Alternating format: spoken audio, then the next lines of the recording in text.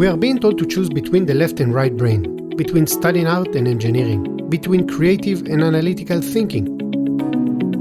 Our society tells us that art and business are not connected. But what if society is wrong? What if it's misleading us? The good news is that understanding what art is can bring us to a new revelation.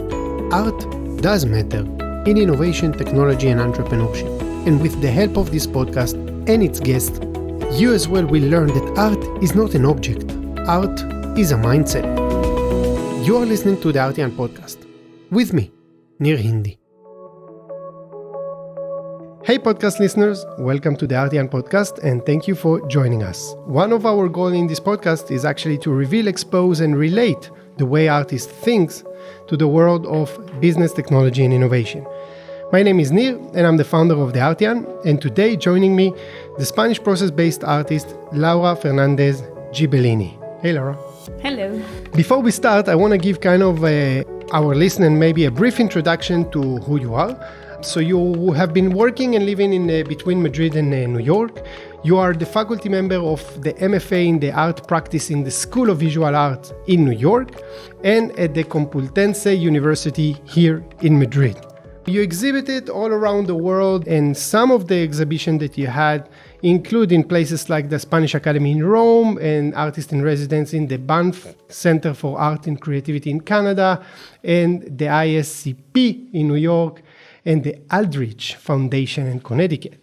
Laura, before we get into your work, we always know that there are painters and there are sculptors and there are actors, but what does it mean, a process-based artist? It means that I don't work with one idea, but with ideas that evolve as I work. So that means that it's not that I have an image that I want to depict, like a picture or something, but more that I'm thinking about certain things, and as I work with materials, the ideas emerge and the work manifests itself. So it means that the process is more important than the product, if that makes sense. It actually makes a lot of sense, especially when it comes to the way the Artian think. So basically for you, painting and sculpture and video art, for that matter, all of them are available for work to depict your ideas. Great. So I want to speak about your artistic interest. And in your artist statement, you say that, and I'm quoting, "My work is an attempt to explore the gaps and possibilities of thinking the unthinkable." Now, when I read this sentence, I thought about my presentation or my keynotes that I normally give, and one of the sentences that I use, that artists are imagining the unimaginable.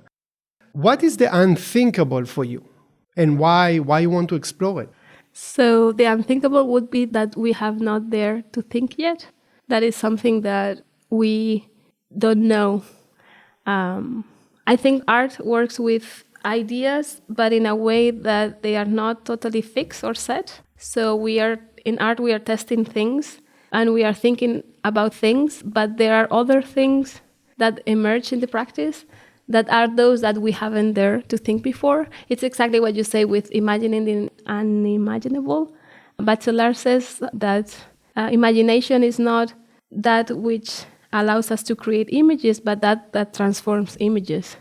So in the sense that there are certain things that we think we know. Art works with those things we don't even know we don't know. Okay.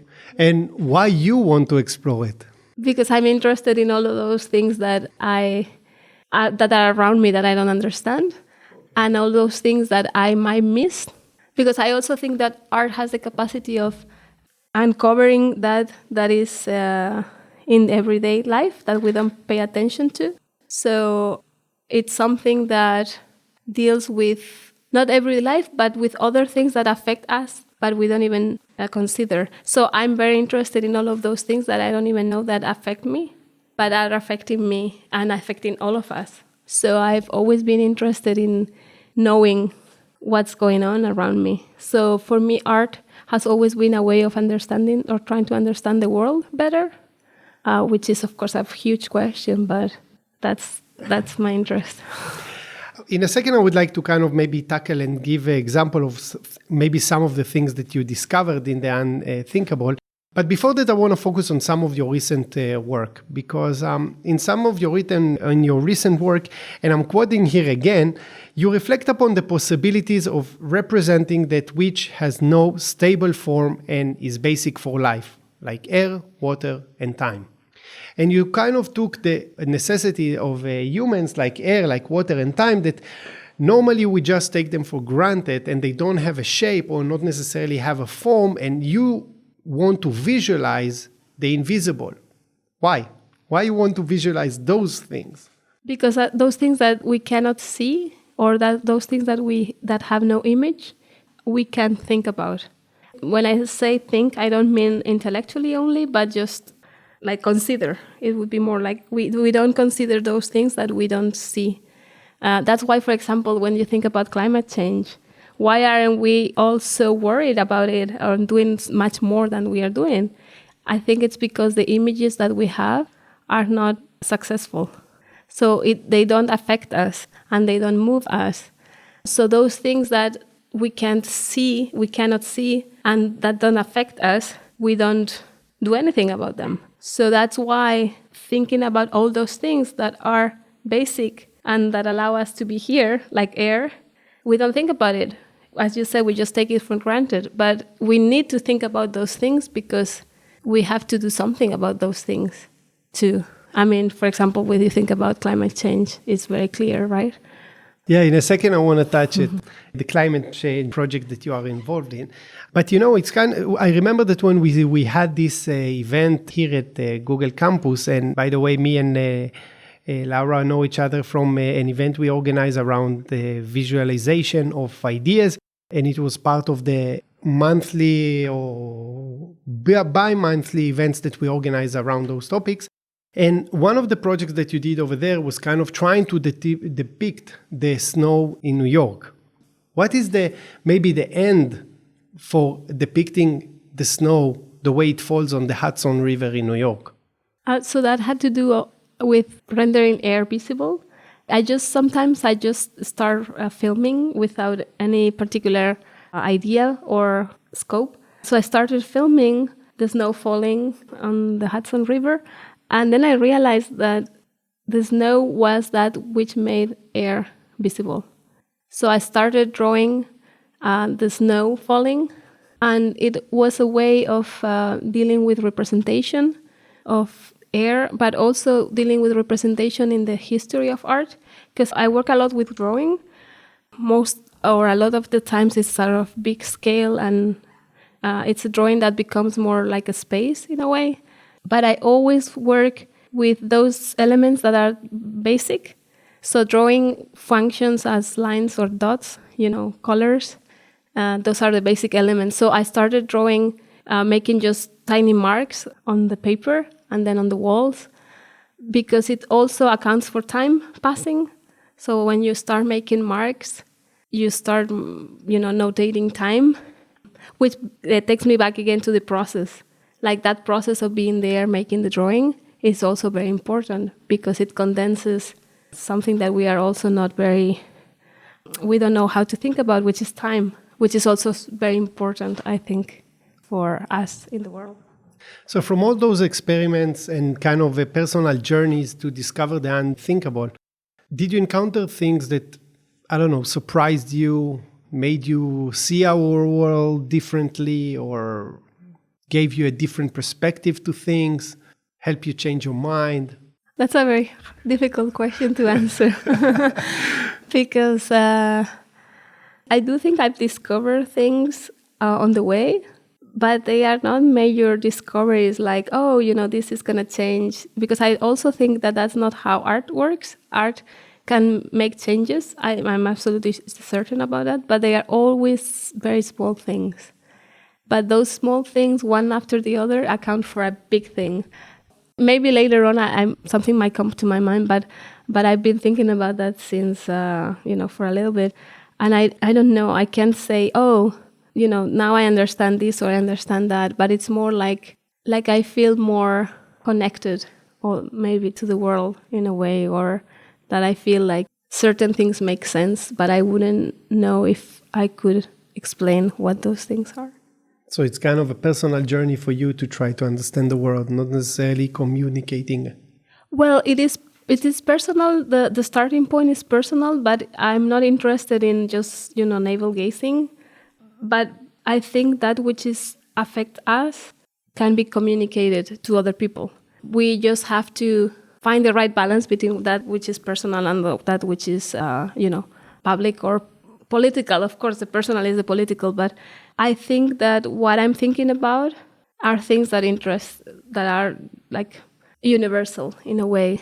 So it is personal for me because that's the driving force is I want to understand certain things, but I want to understand in order to show, or not show, but more share what I might find. But what I might find might not be exactly what you find when you encounter my work, which is also what makes art big and important, right? It's not that I'm saying something that is a truth or communicating a truth. I'm just putting things out there, and different people connect to different parts of those things that are put out there. So that's why I think art is also really important, because in those connections that are always individual, but you can change a little something, or maybe see things in a little different way, and the world might become, I don't know, maybe a better place. It's interesting, because one time we spoke and you spoke about art as a way to change perspective and kind of what is the role of art. What are your thoughts on that? Well, I think, so for me, the more moving experiences I have had, well, beyond having a baby, which falls in a different realm, but the most important experiences I have had to do with art, like those things that have impacted me in a way that would make me want to do something about things, have had to do with art. So I think art has that capacity of, hitting you somewhere. Aesthetics has to do precisely with the impacts of the body. Like the body is affected by what we see in the world, or what we experience in the world. Art is a very particular experience. It's very sophisticated, I think, when it's good art. Very refined, and the impacts that art might have on you, or that has had on me, had helped me be more aware of myself, of the world, of certain things. When we become more aware, I think we become more human, and we become more interesting and important, and the world becomes a better place. And I do believe that that's what art can do. So I think the changes in society have had to do with art always. Great. Yeah, I also a big believer on art, and obviously what we do at the Artian is why we think art is so important. I remember that also we talked, and you kind of, I don't know if surprised me, but it's kind of how you spoke about art as a physical thing, but not necessarily a spiritual thing. You spoke about obviously the spiritual dimension, but you also talked about the physical dimension of art. What is the physical dimension of art? How you see it kind of formulate? Art is, I think, art can be defined in many ways. One of the things is that art could be considered as a form of knowledge that emerges when you're working with the material as an artist. So in the process of working with the material, certain things happen, and you have to be aware of what's going on. So you have a little bit of a conversation there with those things, and then that stuff that you put out there it's out there in the world and in the unfolding of life and the world, and people can relate to it with their lives and their bodies, and the impacts that we receive either visually or when we listen to things, or even if we can touch or if we experience things, have to do with our senses, and our senses are connected to our body. So it's always physical. And that's really important, because we tend to think that, things just happen in our head and in our mind, but that's not true. We don't have just like a thinking head that is detached from our body. We think and we feel with the body. So that's why it's very important to consider all of that aspect, that art is not just an idea, but it's something that has to have a physical. So I'm not sure I'm familiar a lot with the work that you mentioned, the body cognition group. This is the group with the scientists, or this is a different one? So this is So I belong to two research groups in Complutense. One is we deal with climate change. We talk about it in a second. Right. I want to talk about the body cognition group. Right. So the embodied cognition group is a group where we are thinking about all the ways we think with our body. So it's there's a lot going on about embodied cognition lately, because it has to do with, the very famous thing that I think, therefore I am. It's like, well, it's not just that, because we don't have thoughts that are detached from our bodies. Now we know from research and that the body, that we sense and we feel and we think with our full body. So in this research group, the different people, it's a small group. We are all women, which is kind of interesting. Very good. It's very good. So some people are working with, for example, movement, how movement, as we said before, like art changes perspective. In order to change perspective, you have to move. I mean, if you're static and you're looking at things from one perspective, you won't change your point of view. So some people are working with movement. That means some are more sort of, let's say, dance related, but not necessarily just dance, but what happens when you move and you start feeling differently. Other people are working more with how to communicate knowledge. Other people are I am working with the specific knowledge that emerges in the artistic practice, which I think is really important. We all know that art produces knowledge, but we don't know how to talk about that. So I'm trying to do some research on that. Other people are working with technology, like virtual reality and all these devices that allows us to have other experiences that go beyond our senses in the regular sense. Sorry to repeat the word. So like 3D cameras and immersive reality. So it has to do with different approaches to how the body enters the scene and how we think with our body. So this is one kind of a body cognition group, one group that you are part of. And often I've been asked, okay, but artists, how they can influence our world, and beside the spiritual aspect, obviously, in my world, in the business world, people kind of ask me, okay, where art is relevant, and I can elaborate on that a lot, and later in a different podcast, I will touch some of those ideas. But one of the topics that kind of I thought is interesting is the example that we discussed about how artists work with scientists. So we hear a lot about climate crisis. I heard that even the change has turned from climate change to climate crisis. And we know that we are hurting the planet, and obviously there are a lot of voices against what we do, but still people don't do anything about it. You just joined kind of a group of researchers with the scientists to kind of think together how you can make the crisis climate or the climate crisis actually more personal to people, to make it, to touch them with that. What is this exactly, this research group, and how do you find it working with scientists? It's a very interesting thing that is happening, which is that we feel like climate change or climate crisis is part of the future. So it's something that is in our horizon and we never get to the horizon, so it's never going to happen. Why is this? I think it's because we have not been effective enough to communicate, the crisis, because also the images we have created don't affect us. When I say images, like a lot of science works a lot with, like charts and data. We've talked about this before.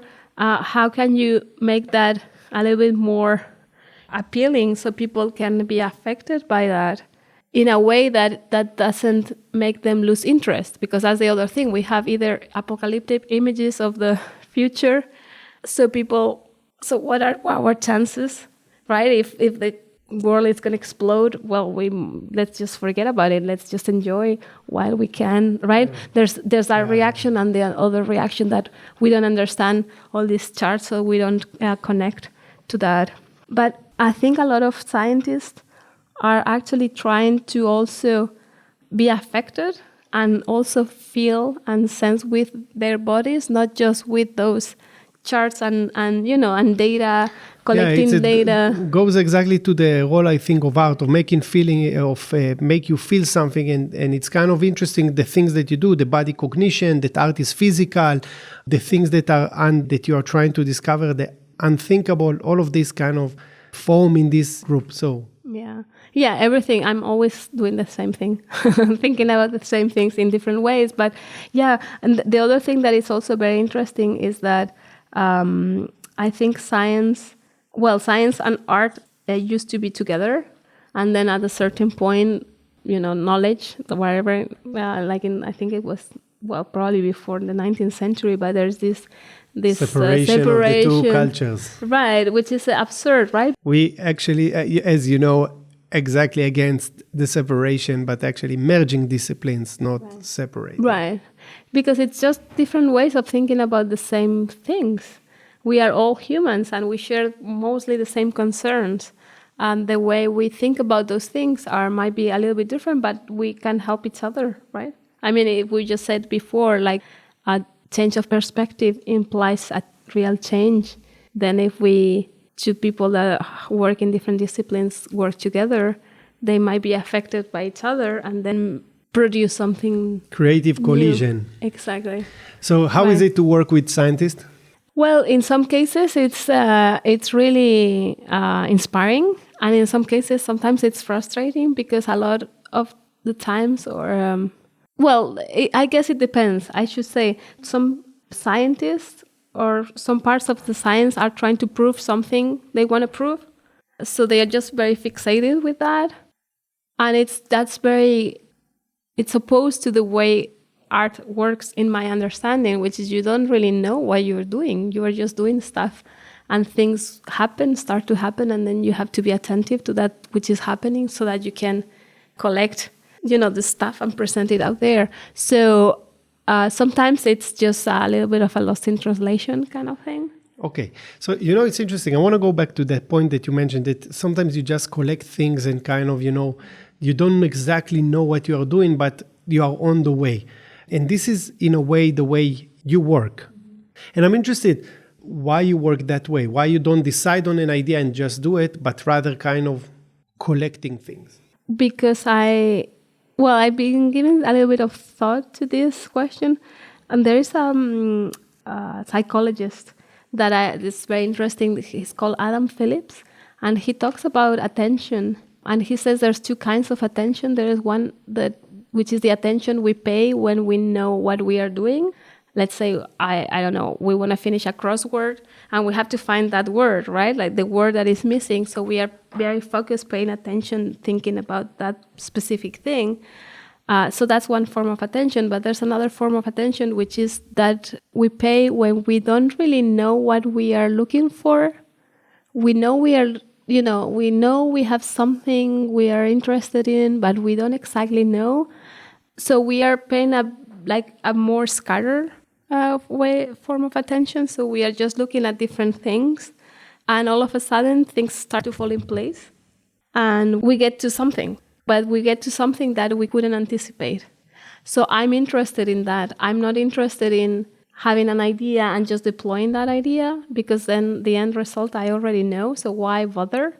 So I'm more interested, as we said before, in that process where you're interested in something, but you cannot quite tell what it is. So you start looking around, exploring. Exactly. And it's interesting because I'm coming, from the business world, and it's in the business world often I see kind of companies that they want to innovate and they plan to innovate and they kind of knowing where they are going, and it's kind of remind me one of Steve Jobs' comments in his Stanford commencement in June 2005.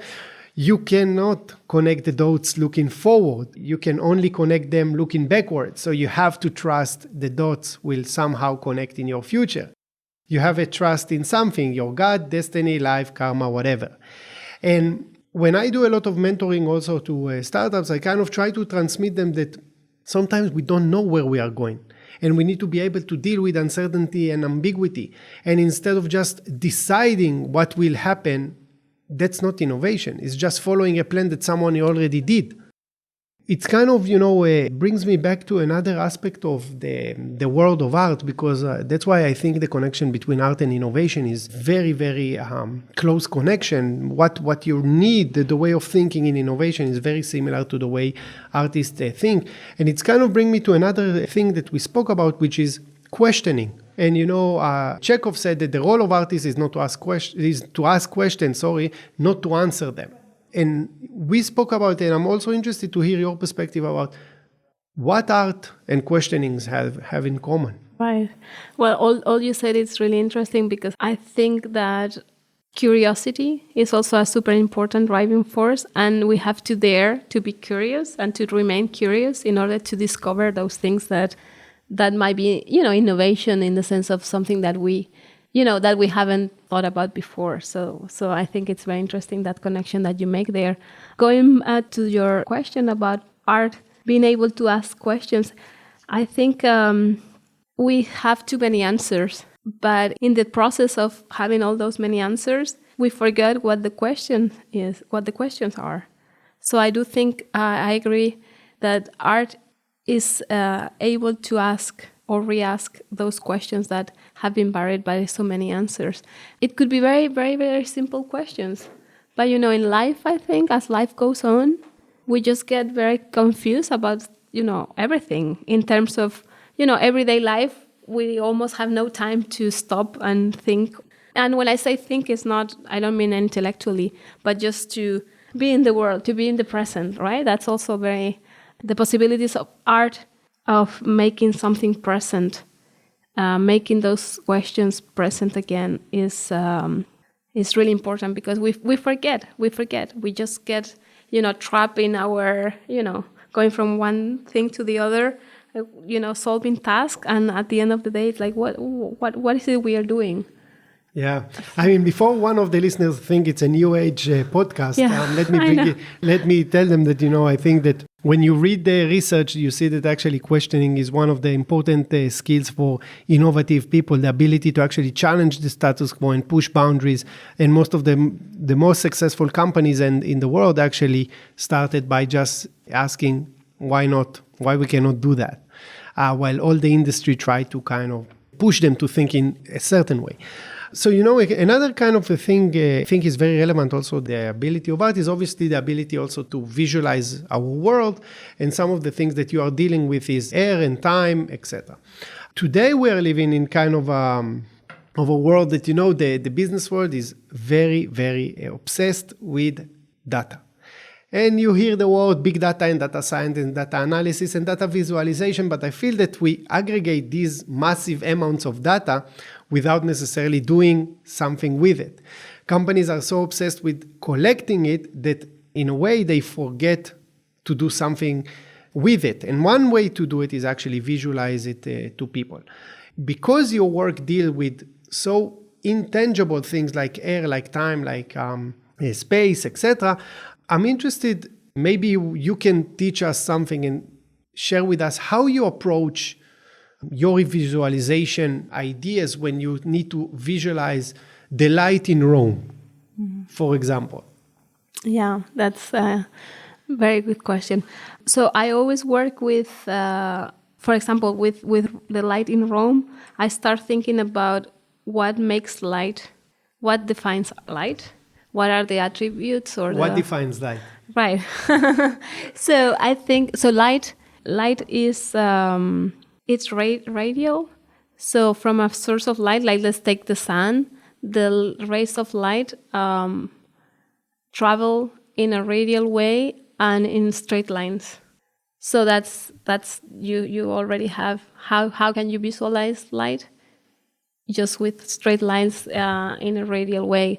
So with that in mind, I start testing and, working to see how can I make light emerge? How can I visualize light through the marks making of that belong to drawing? So I'm always very much in the tradition of drawing and what drawing is and what drawing means, which is a way of seeing the world, but it's also a way of marking. So specifically in the Rome project, all of my drawings are constituted by lines that start from a point and expand. Yeah, by the way, for the listeners that haven't seen the work of Laura, we will put it on our website.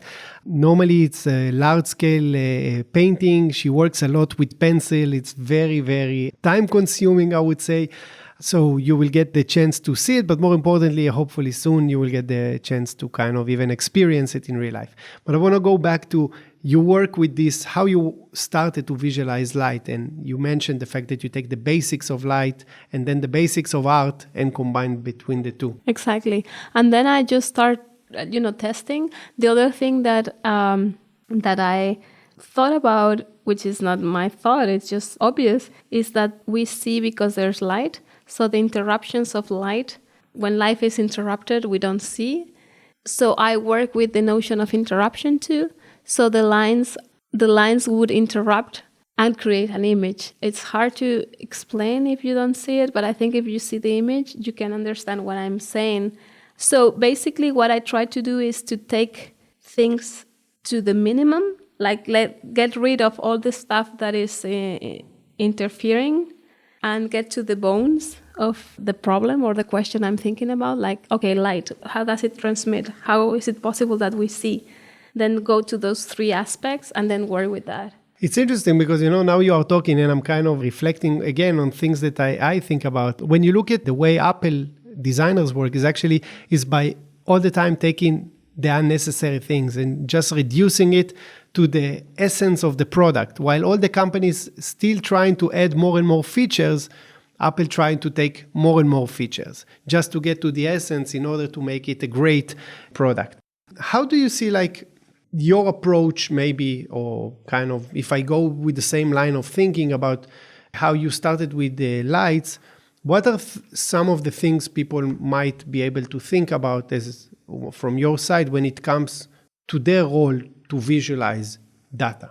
Well, I think I would say that the more specific you can be, the better. I mean, data is just data, but some data might relate to people, other data might relate to, I don't know, performance on the internet, whatever. So I think it would be the same thing. Like, okay, if this data relates to how people behave doing searches on the internet, what's the specific, thing that defines that particular data? And then maybe you might discover something. You might discover that, I don't know, I'm just making this up, that it has to do more with, people being in a particular mood or, so then you have elements that you can work with that relate to something that goes beyond data. Yeah, I'm not sure. Interesting. No. Very, very, very interesting, because now I'm kind of, again, all the time your conversation with you, I'm reflecting. And so one of the things that, if I'm not mistaken, and there is even a TED talk by a data artist about it, when is the highest peak of Facebook user or something like this? And they founded it in December or January. And what they realized is that people break up in the New Year's resolution of relationship. And it goes back that, yes, we have the data, but as you said, it's related to a mood, it relates to emotions, it relates to something that translates into a number. And you teach students, and one of the roles, as we said about art, is to ask questions. And I'm interested how you push your students to go out of their comfort zone. It's hard because they resist. So, what I see my role is to push them exactly out of their comfort zone, but to force them to look at things differently, because that's also another way of being able to produce something different, right? Or to do something different. It's when you change your perspective. So something that I've been discovering this, it's been a while, but lately I'm more focused on this. It's that I teach drawing, and people want to make forms. And this might relate to the data you were just discussing. People wanted to draw shapes and forms forgetting that the forms and shapes are the result of something, of a structure. So I tell them, you have to draw the structure, or you have to have the structure in your mind. You can't just go ahead and just draw the figure. We work a lot with the human body. You can't just go, and do the profile of something. You have to know what's inside that thing. So that's one way of pushing them, because it's really we are not used to trying to think about form as emerging from the inside and going outside. The forms we see are the result of something that is like inside that. Yeah, it's like, you talk about form and coming from the inside. It's like I always say that there are no creative companies don't exist. I always say there are creative individuals that create those. So you need to look into the organization, what people doing in the organization to make it such a creative or unique a place. So one way that you do is kind of tell them, don't look at the form, look at the structure, at the essence, and start working from the outside, from the inside to the outside. Right. And another thing that is also very interesting that relates specifically to drawing is when you force people to draw with the hand that is not their strong hand. Very interesting things happen. And they discover how their head is interfering in what they want to do. So when you work with the hand that is the weakest, you are more free. The drawings become much more interesting, much more alive. There is there's something else that is happening. So it shows them that overthinking, or when we think with the intellective mind, we might be blocking a lot of things. Other options. Yeah. So, it's kind of, it's reminded me what we did in our talk. For the listeners, you will be able to see the talk that Laura gave on our website. And one of the things that we did, we gave our participant exercises. And what you wanted them to do is to feel data in a way.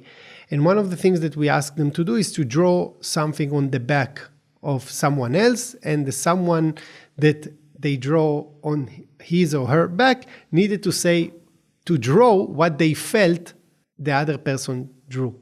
Why you chose to give them this exercise? Or because so I think also art works with translation. So we translate things that we see, feel, hear, whatever, think into a form that is material.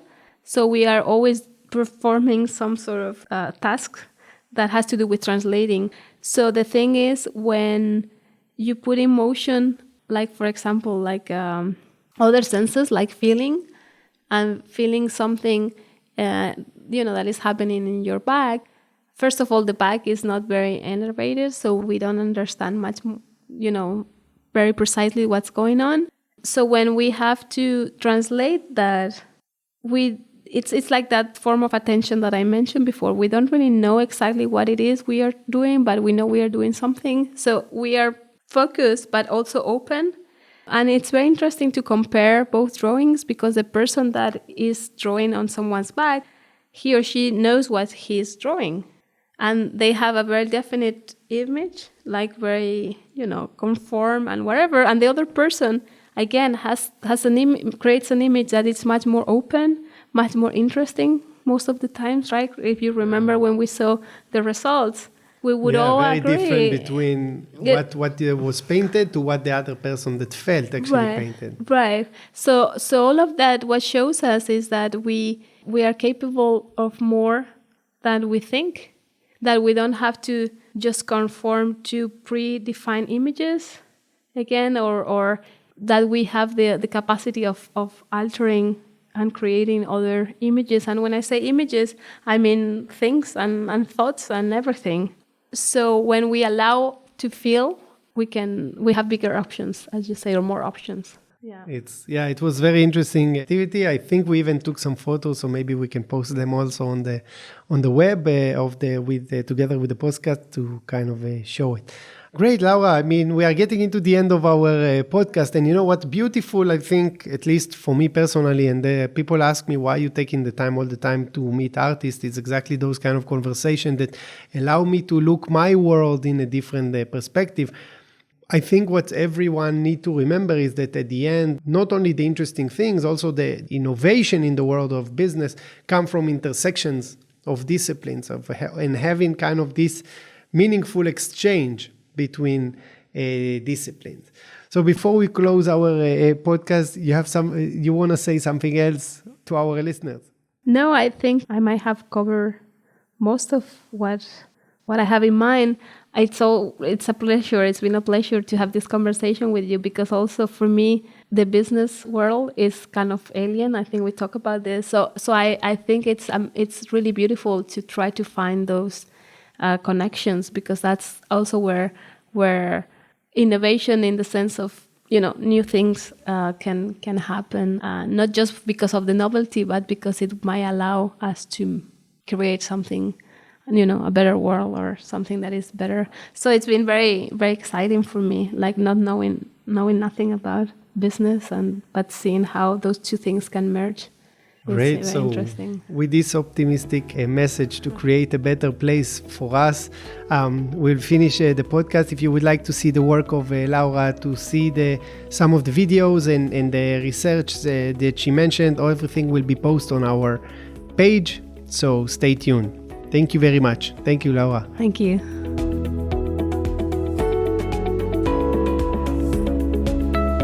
We are producing our podcast without any ads, and we are relying on our community's direct support. People like you, our listeners. So if you find it valuable, I will be super grateful if you could spread the word by leaving a rating and maybe a review. It will take you just 30 seconds to do so, and it is very helpful in getting these ideas to a wider audience. If you are interested to develop your artistic mindset, if you are looking to grow your business, if you want to develop the innovation competencies in your organizations, I will highly recommend you to check our workshops and trainings, all available on our website. This episode was recorded from Google for Startups Creator Studio in Madrid. Check out Google for Startups website to learn more about their support for entrepreneurs. The episode was mixed and mastered by Daniel Duran. You can subscribe to the Artian podcast on Spotify, Apple Podcast, Stitcher, or wherever you get your podcasts. Our previous shows are available on our website, www.theartian.com/podcast.